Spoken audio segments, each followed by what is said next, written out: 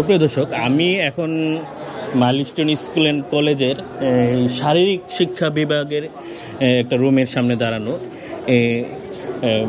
আপনারা জানেন যে গতকালের যে দুর্ঘটনা প্লেন ক্র্যাশ, এইখানে ফ্লাইট লেফটেন্যান্ট তৌফিক ইসলাম, এইখানে ওনার এই সামনে একটা গাছ আছে, এই গাছে ওনার প্যারাশুটটা লাগে এবং উনি এইখানে এইটার উপরে কিন্তু না ছাদ না, এটা হচ্ছে টিন আছে উপরে এবং সিলিংটা হচ্ছে বেড়ার দেয়া।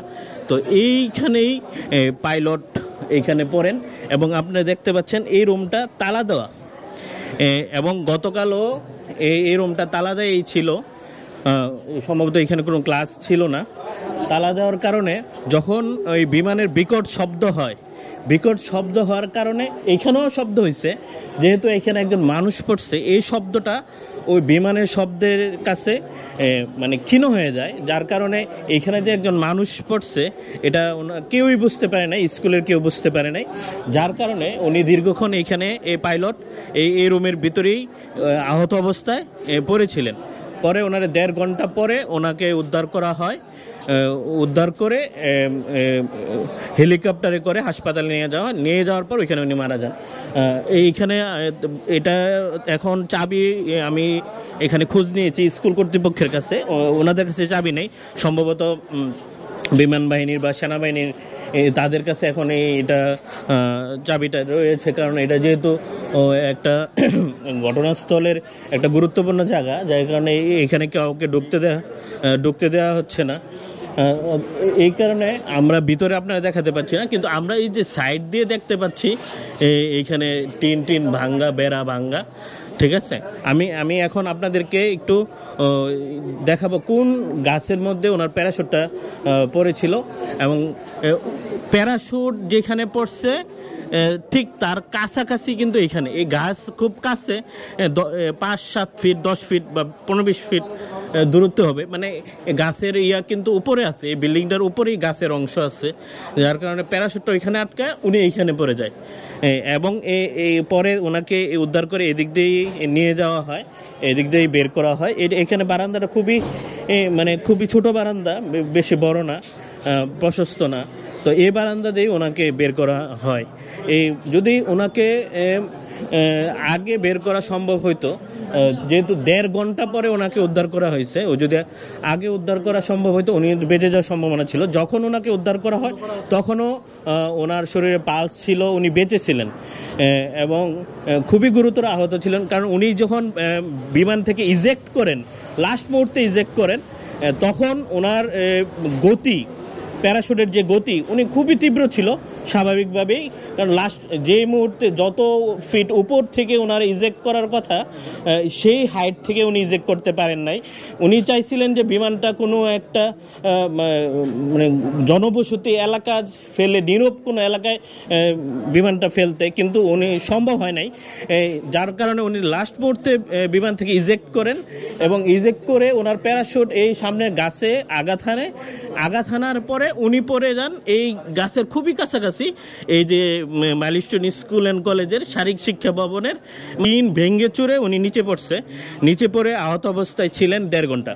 তারপর তাকে এখানকার লোকজনই যখন ওনারা টের পায় যে এখানে কেউ পড়ছে বা প্যারাশুট দেখছে, তখন এই তালা খুলে ওনাকে উদ্ধার করা হয়, উদ্ধার করে হেলিকপ্টার যোগে ওনাকে হাসপাতালে নিয়ে যাওয়া হয়, হাসপাতালেই উনি ওইখানে মৃত্যুবরণ করেন।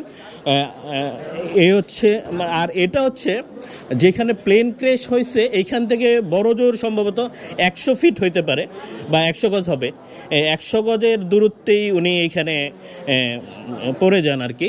তো আমরা মূল স্পটে যাব, এখন দেখাবো আপনাদেরকে যে আমরা এই স্পট থেকে মূল স্পটটা কতটুক দূরে। আমরা এখন স্কুলের বারান্দা দিয়ে যাচ্ছি, যে এটা হচ্ছে মূল ভবনের পাশেই, এখানে দাপ্তরিক কার্যক্রম হয়, এইখানে বিভিন্ন জনের অফিস আছে।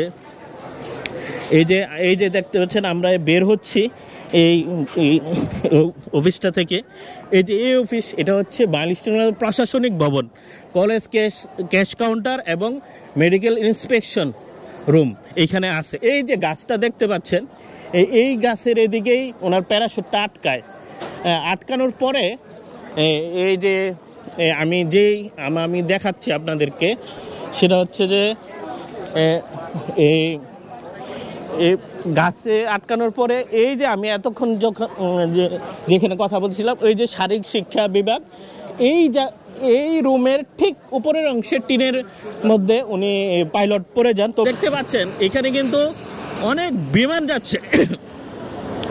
এই বিল্ডিংয়ের ভবনের উপর দিয়ে সবচেয়ে বড় একটা বিষয় আমি বলে রাখি আপনাদেরকে, এই যে এই মাইলস্টোন স্কুল অ্যান্ড কলেজ, এটার উপর দিয়ে প্রতিদিন শত শত বিমান যাওয়া আসা করে।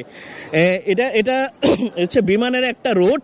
আপনারা জানেন আকাশও বিমান যখন চলাফেরা করে তাদের একটা রুট ব্যবহার করে। সে এই মাইলস্টোন স্কুল অ্যান্ড কলেজের এই রুটের উপরে পড়ছে, কারণ এইখান থেকে খুবই কাছের দূরত্বে হচ্ছে হযরত শাহজালাল আন্তর্জাতিক বিমানবন্দর। এই যে আমরা দেখতে পাচ্ছেন, আমরা হচ্ছে এখন মূল স্পটে। পাইলট যেখানে গাছে আঘাতে লাগার পর পাইলট যেখানে পড়ে যান, সেখান থেকে মাত্র 100 গজ দূরে হচ্ছে এই ক্র্যাশ সাইট, মূল ক্র্যাশ সাইট যেখানে বিমান ক্র্যাশ করছিল। এইখান থেকে মাত্র 100 গজ দূরে পাইলট প্যারাশুট উনি নিয়ে গাছের মধ্যে প্রথমে আঘাত হানেন। এরপর এই যে প্রশাসনিক মাইলস্টোন স্কুলের প্রশাসনিক ভবনের শারীরিক শিক্ষা বিভাগের যে রুম, ওই রুমের উপরে পড়েন। তো এই যে আপনারা এই ভবনটা দেখতে পাচ্ছেন, এইখানে আমি যতটুকু দেখতে পাচ্ছি একটা রুম পুরোপুরি বিধ্বস্ত, এবং পাশের একটা রুমও, মানে দুইটা রুম বলা চলে যেখানে খুবই বিধ্বস্ত। এইখানে একবারেই ধরেন কোনো কিছুই অস্তিত্ব নাই। এবং আপনার সবচেয়ে বড় বিষয় হচ্ছে যেটা, ক্ষয়ক্ষতি বা হতাহতের সংখ্যা এত বাড়তো না যদি এখানে আগুন না লাগতো। আগুন লাগার কারণে কিন্তু এখানে সবচেয়ে বেশি যারা স্টুডেন্ট ছিল, শিক্ষার্থী ছিল, আপনারা জানেন একজন শিক্ষকও মারা গেছে এখানে। মোট এখন পর্যন্ত 27 জনের সংখ্যা পাওয়া গেছে। এই সংখ্যা আরও নিশ্চয়ই বাড়বে, কারণ হচ্ছে অনেকেরই দগ্ধ হয়েছেন এবং গুরুতরভাবে দগ্ধ হয়েছেন। অনেকেরই 80%, 90%, 95% দগ্ধ হয়েছেন, যার কারণে ওনাদের বাঁচার সম্ভাবনা খুবই ক্ষীণ। যারা 90%-এর উপরে দগ্ধ হয়েছেন, এটা আল্লাহ যদি রহম করেন ওনাদেরকে, ওনারা যদি কোনো কারণে বেঁচে যান, তাহলে অবশ্যই এটা খুবই মিরাকল কিছু হবে। এখানে আপনারা দেখতে পাবেন অনেক লোকজন উপস্থিত আছে। আমি এখন যেটা বলবো আপনাদেরকে, সেটা হচ্ছে যে মাইলস্টোন স্কুল অ্যান্ড কলেজ, এই স্কুলটাই একটা বিমানের রুটের মধ্যে। ধরেন এই বিমানটা যদি ক্র্যাশ না করতো, কোনো কারণে কোনো যাত্রীবাহী বিমান যদি ক্র্যাশ করতো, এদিকে পড়ার একটা সম্ভাবনা আছে। কারণ হচ্ছে আমি এখানে আসছি আধা ঘন্টা হবে, তার মধ্যে দিয়ে কমপক্ষে 10টি বিমান আমি আসা যাওয়া করতে দেখছি এই স্কুলের উপর দিয়ে। অতএব এই স্কুলটি কিন্তু বিমানের যে রুট আছে, এই রুটের মধ্যেই পড়ছে। অতএব আপনি দেখবেন আরও বিমান খুবই কাছ থেকে বিমানগুলো যাওয়া আসা করে। এই যে দেখছেন একদম এইখানে দেখছেন কত কাছাকাছি বিমান দেখা যাচ্ছে। এই পুরা স্কুল ক্যাম্পাসটা আমি বলবো, এই যে দেখছেন ওটা হচ্ছে স্কুলের মেইন ভবন, ঠিক আছে? এইখানে স্কুলের মেইন ভবন, এইখানে পাশাপাশি 2টা বিল্ডিং আছে।